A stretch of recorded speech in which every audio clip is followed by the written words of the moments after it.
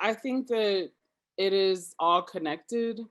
And I think that that was the lesson that was really learned in 2020 is, well, one of the lessons, one of the many lessons. And I think what it taught us is that mutual aid cannot be like apart from our everyday organizing. So if we're doing advocacy work or we're building sustainable systems of support in the community or whatever it is we're doing, actually meeting people's needs, it has to be a priority. And I think that was probably the biggest lesson. And then the pandemic really highlighted all of the intersections that we know exist, but it was really kind of illuminated and really trying to get into that gray area and address those issues. I mean, I think those are for me were the biggest lessons and the biggest things that came from um here comes my son. Every time he hears me talking, like he like comes in here to be like, "Mommy,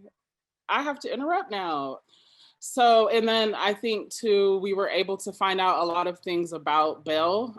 We spent almost $250,000 bailing out protesters. So we learned a lot about that process, and we learned a lot about the relationships that play a key role in what happens in the criminal justice system. For instance, we had protesters who were getting like really serious charges, not getting out. Their bails were being revoked. Their bails were like super high, or they were having all these conditions of release. And then, we started doing research and we found out like so many of the judges on the bench are in figuratively and literally with Metro, which is the police force here. So we understanding those connections and how they play a role. So it's not just about like what people can do within their title. Like, the DA, for instance, is not a legislator, but he still impacts legislation. So like understanding those relationships and how they are powerful, I think was another lesson. And then like pushing back on it and calling it out, I think is very dangerous.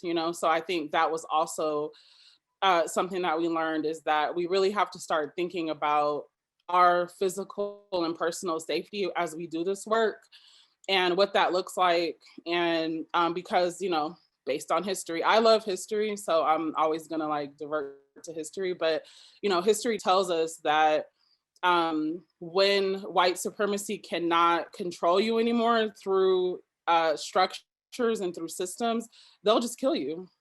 They'll just literally take you out. So I think like we weren't necessarily carrying that the knowledge of that as we did this work. So now I think we definitely are, because a lot of our organizers were targeted by law enforcement.